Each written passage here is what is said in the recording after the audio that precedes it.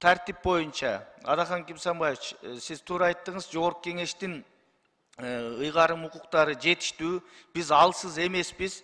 Кудай буйруса бардык биздин Жогорку Кеңештин ыйгарым укуктарын толук колдонобуз, бардыгын тартипке чакырабыз. Алга биздин күчүбүз дагы, эркибиз да жетет.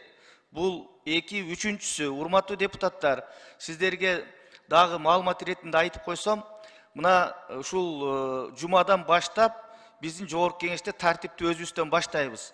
Биздин депутаттар кечирип коесуздар, катталып коюп, ишке келбей жүргөн депутаттарыбыз бар, жүйөлүү себеби жок келбей жүргөн депутаттар.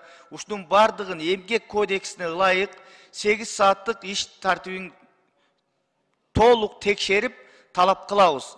Эгерде жүйөлүсүз себептер менен, ар кандай шылтоолор менен ушул жыйынга катышпаган депутаттардын эмгек маянасынан кадимкидей мыйзамдын чегинде эмгек кодексине ылайыктуу кармайбыз, кыркабыз. Буну мына бүгүндөн баштап айтып коеюн.